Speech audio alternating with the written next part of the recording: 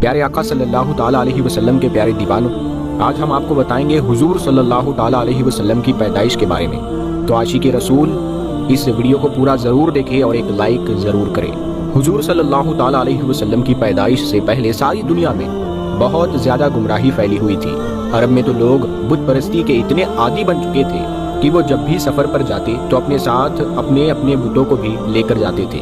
ان میں گمراہی اور جہالت اتنی زیادہ تھی کہ وہ اپنی لڑکیوں کو زندہ دفن کر دیتے تھے تاکہ کسی کو اپنا داماد نہ بنانا پڑے۔ اس گمراہی کے دور میں حضور صلی اللہ تعالیٰ علیہ وسلم کی پیدائش ہوئی، لیکن پیدائش سے 50 سال پہلے ہی سے آپ صلی اللہ تعالیٰ علیہ وسلم کے لیے ماحول تیار کیا گیا۔ روایتوں میں آتا ہے کہ زمزم کا کنواں جو حضرت اسماعیل علیہ السلام کی ایڈیوں سے جاری ہوا تھا، اس کے بعد میں ایک قبیلے والوں نے دشمنی میں آ کر اسے بند کر دیا تھا۔ اسی طرح 300 سال گزر گئے اور زمزم کا کنواں اسی طرح بند رہا اور لوگ بھول گئے کہ یہاں مکہ میں کوئی زمزم کا کنواں بھی تھا۔ ایک دن حضور صلی اللہ تعالیٰ علیہ وسلم کے دادا عبد المطلب رات میں سوئے ہوئے تھے تو انہیں خواب میں ایک انسان نظر آیا جو کہہ رہا تھا کہ پاک پانی کا کنواں کھودو۔ عبد المطلب ابھی اس انسان سے کچھ پوچھتے کہ اتنی ہی دیر میں ان کی آنکھ کھل گئی اور وہ پریشان ہو گئے کہ آخر یہ کون انسان تھا جو مجھ سے یہ کہہ رہا تھا کہ پاک پانی کا کنواں کھودو، اور یہ پاک پانی کا کنواں کہاں ہے؟ اگلی رات جب پھر سے سوئے تو وہی انسان انہیں پھر سے نظر آیا، وہ کہہ رہا تھا کہ پاک پانی کا کنواں کھودو۔ ابھی عبد المطلب اس آدمی سے کچھ پوچھتے کہ ان کی آنکھ پھر سے کھل گئی۔ تیسری رات حضرت عبد المطلب نے پھر سے وہی خواب دیکھا تو آج خواب میں ہی اس انسان سے پوچھنے لگے کہ آخر یہ پاک پانی کا کنواں کیا ہے اور کہاں پر ہے؟ اس انسان نے جواب دیا کہ یہ زمزم کا کنواں ہے جو تمہارے دادا اسماعیل کے لیے جاری کیا گیا تھا اور 300 سالوں سے بند پڑا ہے۔ اے عبد المطلب، تم صبح کعبہ شریف کے پاس جا کر بیٹھ جانا، ایک کوا آئے گا اور ایک جگہ پر 3 بار اپنی چونچ مارے گا، بس سمجھ جانا کہ زمزم کا کنواں اسی جگہ پر ہے۔ صبح عبد المطلب کعبے کے پاس جا کر بیٹھ گئے۔ کئی گھنٹے گزر گئے، دوپہر کا وقت تھا لیکن ابھی تک کوئی کوا نہیں آیا تھا۔ وہ اٹھ کر اپنے گھر کی طرف جانے لگے، تبھی اچانک وہاں ایک کوا بولتا ہوا آیا اور پھر ایک جگہ پر 3 بار اپنی چونچ ماری اور اڑ گیا۔ عبد المطلب سمجھ گئے کہ وہ زمزم کا کنواں اسی جگہ پر ہے۔ حضرت عبد المطلب نے اسی وقت تمام مکہ والوں کو جمع کیا اور کہا کہ اے مکہ والو، وہ زمزم کا کنواں جو ہمارے باپ اسماعیل علیہ السلام کے لیے جاری کیا گیا تھا وہ اسی جگہ پر ہے۔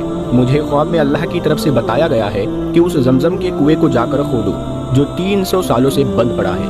یہ سن کر مکہ والے کہنے لگے کہ ارے عبد المطلب، کہاں تم ان چکروں میں پڑے ہو؟ اس زمزم کے کنویں کو بند ہوئے 300 سال گزر چکے ہیں، اب تو وہ بالکل ختم ہو گیا ہوگا، اور اس کنویں کا کیا بھروسہ کہ ہم اس قدر محنت کریں اور پھر ہمیں کنواں نہ ملے تو ہماری تو محنت برباد ہو جائے گی۔ اتنا کہہ کر مکہ والے اپنے گھروں کی طرف واپس چلے گئے۔ عبد المطلب نے کہا کہ اے لوگو، میں تو یہ کنواں ضرور کھودوں گا، مجھے اللہ پر پورا بھروسہ ہے۔ عبد المطلب کا اس وقت صرف ایک ہی لڑکا تھا، ان کا نام حریث تھا۔ اسی کو ساتھ لے کر عبد المطلب وہ کنواں کھودنے لگے۔ اس وقت مکہ کی زمین پتھریلی تھی، وہاں مٹی نہیں تھی بلکہ زمین پر پتھر ہی پتھر تھے، اسی لیے یہ دونوں باپ بیٹے چھینی ہتھوڑی سے ان پتھروں کو دن رات توڑتے تھے۔ روزانہ صبح کو آ جاتے اور پتھروں کو توڑنا شروع کر دیتے۔ اسی طرح کئی مہینے گزر گئے لیکن زمزم کا کنواں نہیں ملا۔ اب تو لوگوں نے مذاق اڑانا بھی شروع کر دیا۔ ایک دن دوپہر کی کڑی دھوپ میں پتھروں کو توڑتے ہوئے حضرت عبد المطلب بہت زیادہ پریشان ہو گئے تو اللہ کے سامنے ہاتھ پھیلا کر کہنے لگے، اے میرے مولا، اگر آج مجھے زمزم کا کنواں مل گیا تو اگر آپ نے زندگی میں مجھے 10 لڑکے دیے تو اس میں سے ایک لڑکا آپ کی راہ میں قربان کر دوں گا۔ یہ دعا مانگنے کے بعد حضرت عبد المطلب نے چھینی ہتھوڑی سے جیسے ہی اگلے پتھر پر وار کیا تو ایک دم سے پانی کا ایک پھوارا اوپر کو اٹھا اور پھر دیکھتے ہی دیکھتے نیچے سے پانی نکلنے لگا۔ پانی نکلتا دیکھ سارے مکہ والے جمع ہو گئے اور بہت خوش ہوئے کیونکہ مکہ میں پانی آسانی سے نہیں ملتا تھا۔ عبد المطلب نے کہا، بھاگ جاؤ اے مکہ والو یہاں سے، آج سے اس زمزم کے کنویں پر سرداری میرے خاندان کی رہے گی، لیکن ہاں، تم سب اس کا پانی پی سکتے ہو۔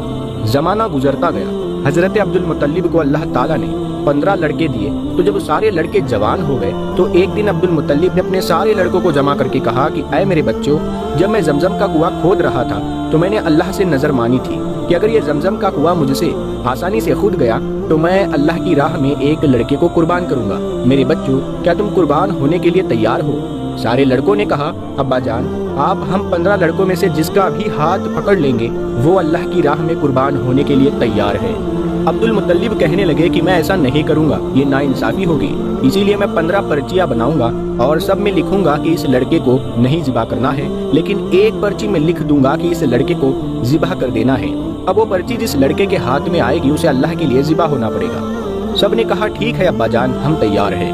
پرچیاں بنا کر لٹائی گئی، سارے لڑکوں نے اپنی اپنی پرچیاں کھولی تو سب میں نکلا کہ اس لڑکے کو نہیں ذبح کرنا ہے، لیکن جب حضور صلی اللہ تعالی علیہ وسلم کے والد حضرت عبداللہ نے اپنی پرچی کھولی تو اس میں لکھا تھا کہ اس لڑکے کو ذبح کر دینا ہے۔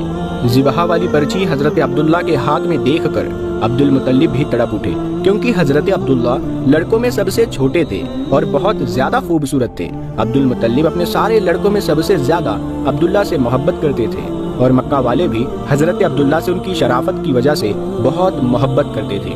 لیکن عبد المطلب سردار آدمی تھے، اسی لیے اپنی زبان سے پیچھے نہیں ہٹ سکتے تھے۔ ایک چھری اٹھائی اور عبداللہ کو ذبح کرنے کے لیے کھڑے ہو گئے۔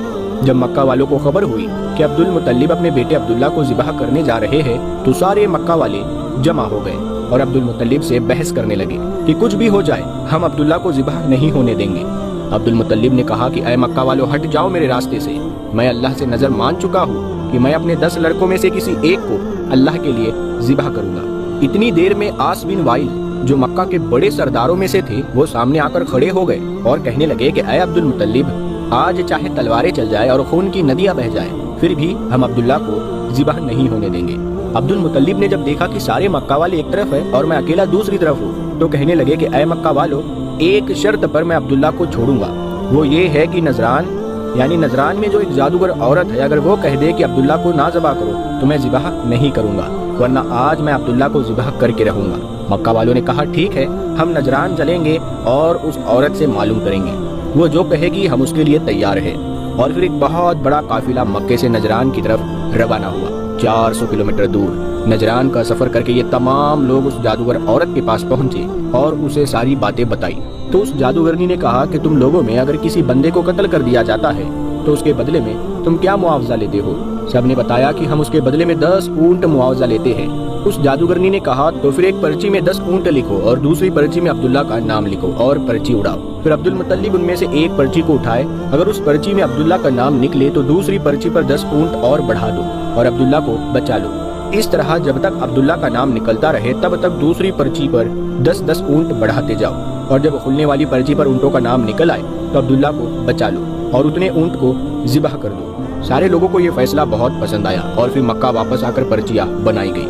حضرت عبد المطلب نے اپنے 100 اونٹ صفا پہاڑ کے پاس لا کر کھڑے کر دیے اور دوسری طرف حضور صلی اللہ تعالی علیہ وسلم کے والد حضرت عبداللہ کھڑے ہو گئے۔ پرچیاں بنا کر اڑائی گئی تو عبد المطلب نے جب پرچی کھولی تو اس میں لکھا نکلا کہ عبداللہ کو ذبح کر دو۔ یہ پڑھ کر دوسری پرچی پر 10 اونٹ بڑھا دیے گئے اور دوبارہ پرچی اڑائی گئی تو پھر سے عبداللہ کا نام نکلا۔ یہ دیکھ کر دوسری پرچی پر پھر سے 10 اونٹ بڑھا دیے گئے، کرتے کرتے 90 اونٹ بڑھا دیے گئے، کیونکہ ہر بار حضرت عبداللہ ہی کا نام نکلتا جا رہا تھا کہ انہیں ذبح کر دو۔ آخر میں حضرت عبد المطلب نے کہا کہ اے لوگو، یہ آخری بار ہوگا، اگر اس بار بھی عبداللہ کا نام نکلتا ہے تو میں عبداللہ کو ذبح کر دوں گا۔ سبھی لوگ خاموش کھڑے تھے۔ عبد المطلب بھی بہت پریشان تھے کہ شاید اب اللہ کی مرضی ہے کہ عبداللہ کو ذبح کر دیا جائے۔ اور پھر اس آخری بار بھی ایک پرچی پر 100 اونٹ لکھا گیا اور دوسری طرف حضرت عبداللہ کا نام لکھا گیا اور پرچی اڑا کر اٹھائی گئی تو اس میں لکھا ہوا تھا 100 اونٹ ذبح کرو۔ یہ پڑھ کر سب کے چہرے پر خوشی کی لہر دوڑ اٹھی اور سب نے مل کر ایک بہت تیز نعرہ لگایا اور کہا کہ چلو بھائی، اب عبداللہ کو چھوڑو اور اونٹوں کو ذبح کرو۔ لیکن عبد المطلب نے کہا نہیں، ابھی ایک اور کیا جائے گا۔ دوبارہ پرچی اڑائی گئی تو دوبارہ بھی یہی نکلا کہ عبداللہ کو چھوڑو اور اونٹوں کو ذبح کرو۔ سارے لوگ خوش ہو کر کہنے لگے چلو اونٹوں کو ذبح کرو، لیکن عبد المطلب نے کہا نہیں، ابھی ایک بار اور کیا جائے گا۔ اور پھر تیسری بار پرچی اڑائی گئی تو تیسری بار بھی یہی نکلا کہ عبداللہ کو چھوڑو اور اونٹوں کی قربانی کرو۔ یہ پڑھ کر سارے لوگ خوشی سے جھوم اٹھے اور عبد المطلب نے بھی اپنے بیٹے عبداللہ کو گلے سے لگا لیا اور پھر 100 اونٹ ذبح کیے۔ پیارے دوستو، تاریخ کی بہت سی کتابوں میں یہ بھی ملتا ہے کہ حضرت عبد المطلب کسی جادوگرنی کے پاس نہیں گئے تھے، بلکہ مکہ کے ہی لوگوں نے یہ مشورہ ساتھ مل کر کیا تھا کہ ہم پرچی اڑائیں گے، جسے کورا کہا جاتا ہے۔ حضور صلی اللہ تعالی علیہ وسلم کے والد حضرت عبداللہ کو اللہ تعالیٰ نے بہت زیادہ خوبصورتی عطا کی تھی۔ جو بھی انہیں دیکھتا اپنے دانتوں تلے انگلیاں دبا لیتا تھا اسی لیے مکہ والے بھی آپ سے بہت محبت کرتے تھے، کیونکہ حضرت عبداللہ اپنے چہرے کی خوبصورتی کے ساتھ ساتھ دل کے بھی بہت اچھے انسان تھے۔ غریبوں کی مدد کرنا، یتیموں کے لیے سہارا بننا اور بیوہ عورتوں کے لیے دوڑ دوڑ کر کام کرنا، یہ ان کی زندگی کے خاص عمل تھے۔ حضرت عبداللہ کے چہرے پر ایک نور چمکتا تھا جو اس بات کا اشارہ تھا کہ یہ ایک ایسے نبی کے باپ ہے جو ساری دنیا سے گمراہی کو ختم کریں گے۔ ایک دن حضرت عبداللہ بازار سے گزر رہے تھے کہ ایک بہت مشہور جادوگر عورت نے حضرت عبداللہ کو اپنے پاس بلایا۔ وہ جادوگر عورت بہت زیادہ خوبصورت تھی اور اپنے علم و ہنر کی وجہ سے لوگوں میں مشہور بھی بہت تھی۔ اس نے حضرت عبداللہ سے کہا کہ اے عبداللہ، تمہارے باپ نے زمزم کا کنواں کھودتے ہوئے نظر مانی تھی کہ ایک لڑکے کو ذبح کریں گے، پھر تمہارا نام آ گیا، لیکن تمہاری جگہ 100 اونٹوں کو ذبح کیا گیا۔ آج میں تمہیں 100 اونٹ اس بات کے بدلے میں دوں گی کہ تم میرے ساتھ ایک رات گزار لو۔ حضرت عبداللہ نے کہا، ارے نہیں، یہ گناہ کی بات ہے، میں ایسا ہرگز نہیں کر سکتا۔ مجھے مرنا گوارا ہے، لیکن یہ گندا کام کرنا میں کبھی گوارا نہیں کر سکتا۔ اور پھر حضرت عبداللہ وہاں سے اپنے گھر کو چلے گئے۔ کچھ دنوں کے بعد عبد المطلب نے اپنے بیٹے عبداللہ کی شادی مدینہ کے ایک بہت اونچے خاندان کی لڑکی حضرت آمینہ سے طے کر دی، اور پھر کچھ دنوں کے بعد دونوں کی شادی ہو گئی اور حضرت عبداللہ بی بی آمینہ کو لے کر اپنے گھر مکہ آ گئے۔ اسی دن شام کو حضرت عبداللہ کو وہی جادوگر عورت بازار میں پھر سے ملی اور وہ کہنے لگی کہ اے عبداللہ، میں کوئی بدکار عورت نہیں ہوں، بلکہ میں ایک شریف گھرانے سے تعلق رکھتی ہوں۔ میں نے اس دن جو تم سے کہا تھا کہ میرے ساتھ ایک رات گزار لو، وہ صرف اس وجہ سے کہا تھا کہ میں نے تمہارے ماتھے پر آخری نبی کا نور دیکھا تھا۔ میں چاہتی تھی کہ وہ نور میرے پیٹ میں آ جائے اور میں اس نبی کی ماں بن جاؤں، لیکن تمہاری بیوی آمینہ اس میں بازی لے گئی۔ حضرت عبداللہ اپنی بیوی آمینہ سے بہت زیادہ محبت کرتے تھے۔ حضرت آمینہ بھی بہت زیادہ خوبصورت تھی۔ شادی کے 2 مہینے بعد ایک رات حضرت عبداللہ نے اپنی بیوی آمینہ سے کہا کہ اے آمینہ، مجھے 3 دنوں بعد ملک شام کی طرف کاروبار کے لیے سفر کرنا ہے تاکہ کچھ پیسے کما سکوں اور اپنے پیدا ہونے والے بچے کے لیے کچھ چیزوں کا انتظام کر سکوں۔ حضرت آمینہ نے کہا کہ آپ چلے جائیں گے تو میں اکیلی کیسے رہوں گی؟ مجھے آپ کے بغیر بالکل بھی اچھا نہیں لگے گا۔ حضرت عبداللہ کہنے لگے کہ اے آمینہ، تم پریشان نہ ہونا، میں بہت جلدی واپس آ جاؤں گا اور تمہارے لیے خوب اچھے تحفے لے کر آؤں گا۔ اور پھر 3 دنوں کے بعد حضرت عبداللہ نے اپنا سفر کا سامان تیار کیا اور اونٹ پر بیٹھ کر ملک شام کی طرف چل دیے۔ جب وہ گھر سے نکل رہے تھے تو حضرت آمینہ دروازے کے پاس کھڑی اپنے شوہر کو امید کی نظروں سے دیکھ رہی تھی اور آنکھوں ہی آنکھوں میں ان سے کہہ رہی تھی کہ جلدی آنا، مجھے آپ کے بغیر بالکل بھی اچھا نہیں لگتا۔ حضرت عبداللہ کا اونٹ چلتا جا رہا تھا اور حضرت آمینہ دروازے پر کھڑی اپنی محبت کو دور جاتا دیکھ رہی تھی۔ حضرت عبداللہ 10 لوگوں کے قافلے کے ساتھ ملک شام کی طرف روانہ ہوئے۔ راستے میں ان کی طبیعت خراب ہو گئی اور مدینہ ہی میں اپنے نانی کے گھر رک گئے۔ وقت گزرتا گیا، حضرت آمینہ ہر روز اپنے شوہر کا انتظار کرتی اور ہر آنے جانے سے ان کی خبر معلوم کرتی کہ میرے شوہر عبداللہ کب آئیں گے، لیکن ان کو کوئی صحیح جواب نہ ملتا۔ جب بھی مکہ میں کوئی قافلہ تجارت کر کے واپس لوٹتا تو حضرت آمینہ گھر کے دروازے پر کان لگا کر کھڑی ہو جاتی ہے کہ شاید میرے شوہر عبداللہ آ گئے ہیں، لیکن بعد میں خبر ملتی ہے کہ عبداللہ اس قافلے میں نہیں ہے۔ 2 مہینوں کے بعد ان 10 لوگوں کا قافلہ مکہ واپس لوٹا جن کے ساتھ حضرت عبداللہ گئے تھے۔ ان کے مکہ پہنچنے کی خبر ایک دن پہلے ہی مشہور ہو گئی۔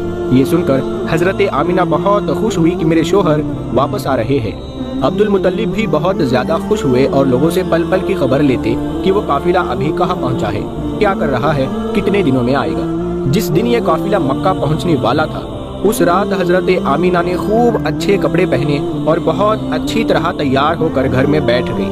حضور صلی اللہ تعالیٰ علیہ وسلم اس وقت اپنی ماں کی پیٹ میں 4 مہینے کے ہو چکے تھے۔ آخر وہ صبح بھی آئی جب یہ 10 لوگوں کا قافلہ مکہ پہنچا۔ حضرت آمینہ دروازے سے کان لگا کر کھڑی ہو گئی کہ ابھی میرے شوہر آئیں گے اور میں ان سے گلے مل کر خوب خوش ہو جاؤں گی۔ حضرت عبد المطلب کو بھی جیسے ہی خبر ہوئی تو دوڑتے ہوئے قافلے کے پاس پہنچے، لیکن حضرت عبداللہ نظر نہیں آ رہے تھے۔ پریشان ہو کر قافلے والوں سے پوچھا کہ میرا لڑکا عبداللہ کہاں ہے؟ وہ نظر نہیں آ رہا ہے۔ قافلے والوں نے جواب دیا کہ جاتے وقت مدینہ کے پاس راستے ہی میں عبداللہ کی طبیعت خراب ہو گئی تھی، اسی لیے وہ مدینہ ہی میں اپنی نانی کے گھر رک گئے تھے، اس کے بعد ہمیں نہیں پتا۔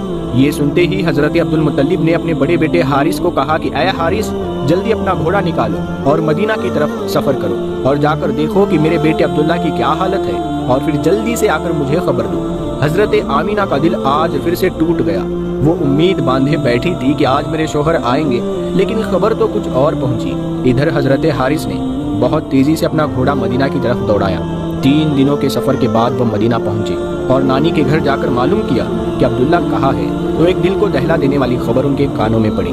گھر والوں نے بتایا کہ اے حارث، عبداللہ کی طبیعت بہت زیادہ خراب تھی، انہیں دل کا دورہ پڑا تھا اور ان کی ابھی 1 مہینہ پہلے وفات ہو چکی ہے۔ ہم نے انہیں نابیگا نام کی جگہ پر دفن کر دیا ہے۔ یہ سن کر حضرت حارث کی آنکھیں بھر آئی، کیونکہ وہ بھی اپنے چھوٹے بھائی عبداللہ سے بہت محبت کرتے تھے۔ اور پھر یہ واپس مدینہ پہنچے اور اپنے باپ عبد المطلب کو خبر دی تو حضرت عبد المطلب کے ہوش اڑ گئے۔ اچانک ان کی آنکھوں سے آنسو بہنے لگے اور اپنے بیٹے عبداللہ کی وفات کا غم برداشت نہ کر سکے، لیکن فوراً خود کو سنبھالا اور سارے لوگوں کو جمع کر کے کہا کہ اے لوگوں، آمینہ کو اس کی خبر نہ ہونے دینا، کیونکہ اس کے پیٹ میں عبداللہ کا بچہ ہے۔ میں چاہتا ہوں کہ میرے عبداللہ کی نسل آگے چلے، وہ بے اولاد نہ رہے، اس کے گھر بھی ایک لڑکا ہو جو میرے عبداللہ کا وارث بنے۔ حضرت عبد المطلب نے شفا نامی ایک دائی کو بلایا اور کہا اے شفا، تم آمینہ کو بہت سمجھا بجھا کر اور بہت تسلی دے کر یہ خبر سنانا کہ ان کے شوہر کی وفات ہو گئی ہے، لیکن دھیان رکھنا کہ ان کے اوپر زیادہ بڑا صدمہ نہ لگنے پائے، کیونکہ ان کے پیٹ میں بچہ ہے۔